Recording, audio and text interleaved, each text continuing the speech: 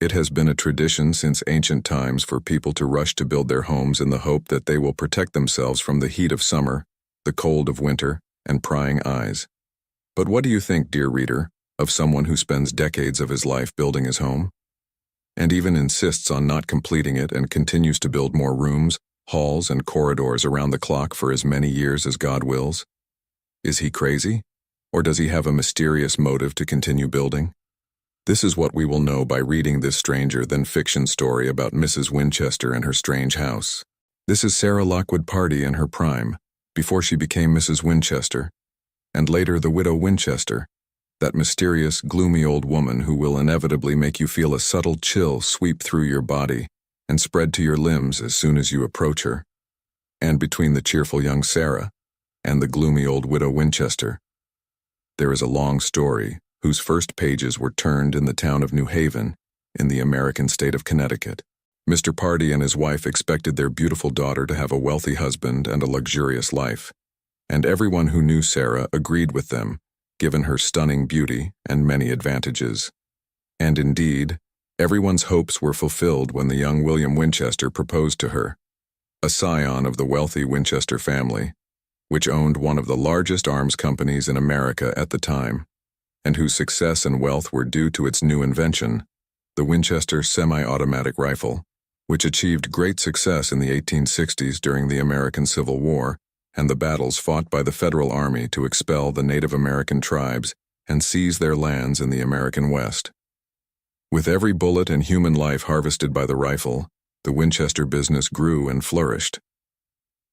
William Winchester and Sarah Pardee were married in September 1862 and lived together for 4 happy and peaceful years, their happiness being crowned by the birth of their daughter Annie in 1866. But what happiness is that which lasts forever? And what life is that which is not marred by sorrows? The Winchesters' joy did not last long, as Annie fell ill a few weeks after her birth and the cruel hand of death reached out to snatch her mercilessly from her parents' arms. With her departure, the happy, comfortable life that the couple had enjoyed for years departed forever. The impact of the loss was great and heavy, especially on Sarah, who could not bear the shock and sank into a vortex of sadness and depression.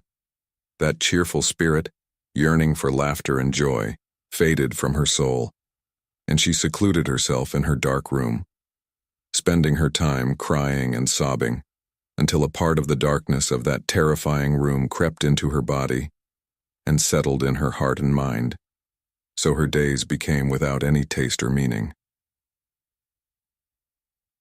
The Ghost Maze at Winchester Mystery House, rare photo of Sarah Winchester in her later life. The Winchesters never had another child after Annie, and lived a monotonous life under the weight of grief. But it is said that time and forgetfulness are able to erase painful memories and heal bleeding wounds, and so after several years had passed since the death of her child, Sarah began to recover a little of her old spirit. Unfortunately, this did not last long, for Mrs. Winchester had barely begun to recover from her grief when fate overtook her with a new tragedy. This time her husband William contracted tuberculosis, and the disease did not spare him long as he passed away on a cold, gloomy day in the winter of 1880. With his death, a strange obsession began to dominate the thoughts of Sarah, who was now known as the widow Winchester, a hidden feeling that disturbed her sleep and made her believe that the deaths of her loved ones were not an accident, and in an attempt to find satisfactory answers to these disturbing obsessions, Sarah turned to a famous and well-known spiritualist of that time. The grieving widow sat at a small wooden table in the middle of a dark, desolate room, except for a dim candlelight. The place was immersed in a heavy silence and stillness that was only dispelled by the words of the old medium, who claimed that she had been able to bring the spirit of William Winchester. To confirm this claim, the old woman began to describe to Sarah William's appearance and some of his characteristics, until the latter was certain that the spirit of her late husband was present with them in the room. The old woman spoke on behalf of William. She told Sarah that an evil curse was haunting the family, caused by the thousands of souls that had been killed by the Winchester rifles that had been the source of the family's wealth and prosperity. She said that these angry spirits had caused his death and the death of their daughter Annie, and that they would haunt Sarah as well until they got her. In order to avoid this dark fate, Sarah had to sell all her possessions and then travel towards the sunset in search of a new home that she would recognize as soon as she saw it, because William's spirit would be her guide and mentor on that journey. "You must start a good life," the old medium whispered in a low voice that sounded like a snake's hiss. "William says you must build a big house for yourself and for all the souls that fell because of the terrible weapon. You can never stop building. Remember that well. If you keep building, you will live. If you stop, you will die." When Sarah left the medium's house that evening, she was absolutely convinced that what the old woman had said during the seance was really the ghost of her late husband, William. So she sold all her New Haven possessions and headed west on a long, arduous journey that took her to California. There, chance, or perhaps her intuition, led her to an 8-room wooden house under construction. Sarah felt that this was the house she had been looking for, and that her husband's spirit had led her to it. Regardless of the truth of this feeling, Sarah bought the house and the surrounding land from its owner, Dr. Robert Caldwell, and immediately began a long construction process that would last for decades.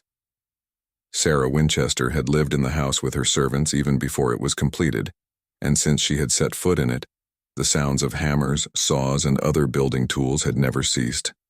There was a workshop of 22 professional carpenters working continuously 24 hours a day, 7 days a week, 365 days a year. There was no stopping. Even during meals, they took turns to keep the work going. Every evening, Sarah would give her directions as to what they were to do for the next 24 hours. There were no maps or drawings. Everything was spontaneous. Sarah never cared about spending money because it was no obstacle to her. Her husband's estate amounted to about $20 million, nearly $500 million in today's money, in addition to about $1,000 to $22,000 in today's money per day, as a fixed, untaxed percentage of the profits from the Winchester arms factories. Day after day, the house expanded and grew taller. Whenever they completed a section, they began to build a new section, and whenever they finished a floor, they built another floor on top of it, until it reached a height of 7 floors, which is of course a towering height for a wooden house. As for the interior, over the days a huge maze was formed in which a person could easily lose his way, as it was not limited to the spaciousness and randomness of the building, but the widow Winchester deliberately set many traps and tricks throughout the house. For example, there are 47 stairs in the house, many of which were not ordinary stairs, because they either led to a dead end or the ascending staircase ended in a descending one. There are also a total of 476 doors, many of which were not traditional doors, as some of them opened onto blank walls, and others led you into an abyss that threw you out of the house, and sometimes they might lead you to similar rooms that also had one door, and those rooms lead you to other rooms and so on until the person finds himself lost in a maze of identical rooms and doors. The windows of the house were no less strange, as most of them opened onto other rooms or onto blank walls, while the corridors and passages, many of them ended with a dead end, or made you wander in a maze of corridors and closed doors. The funny thing is that even the servants and construction workers easily lost their way inside the house. So many of them used a map to find their way. But why did the widow Winchester design such a maze in her home? Many people say that she did this to confuse the ghosts and spirits that were haunting her. She believed that some of those killed by Winchester rifles were murderers, thieves, and bandits, and that the spirits of these people were spiteful and evil and sought revenge and harm from her. Therefore, she set up these traps and mazes to mislead those spirits so that they could not reach her. There is another opinion that claims that the randomness of the construction and the builder's failure to use maps is what ultimately led to the creation of this great maze. Sarah would surprise them every evening with new orders. Sometimes she would close a section before it was finished and order them to start building another section in another place. Thus they were forced to cancel and modify many parts of the house in accordance with her wishes. Therefore, it is no wonder that the ascending stairs ended in descending ones, or that the doors and windows led to solid walls. This opinion is not without logic, but the first opinion is the most likely, because in addition to the oddity of the design, the house contained other strange things that were unlikely to be the result of coincidence or randomness of the construction. For example, there was a strange commitment to the number 13. All the stairs in the house except one consisted of 13 steps. Most of the windows consisted of 13 pieces of glass, and most of the walls had 13 wooden panels. There were 13 bathrooms in the house, 13 fireplaces, 13 bedrooms, 13 chandeliers, etc. In 1906, 3 of the 7 floors of the house collapsed due to the devastating Los Angeles earthquake and were left unrepaired because the widow Winchester believed that the disaster that befell the house was caused by the spirit's dissatisfaction with the progress of the work in it. Work on the Winchester house continued for another 16 years and did not stop until the morning of September 4th, 1922. On that day, Sarah Winchester did not wake up from sleep. The servants found her lifeless in bed. She died quietly in her sleep at the age of 83. According to her will, which consisted of 13 paragraphs and signed by 13 people, she requested that her body be transferred to her hometown of New Haven to be buried next to the graves of her husband William and their daughter Annie. As for her wealth and all that she owned, she left it to her niece, Frances Marriott, who managed her business for many years. In fact, after 38 years of construction and continuous waste of money, there was not much left of Sarah Winchester's wealth. The heiress, Frances, did not want to keep the house, so she emptied it of furniture. This process took 7 weeks because many of the shipping workers lost their way inside. The house was then put up for auction and bought by a number of tourism investors for $5.5 million. Thus, the house was transformed into a tourist attraction and received its first meal of visitors and tourists only 5 months after Sarah Winchester's death.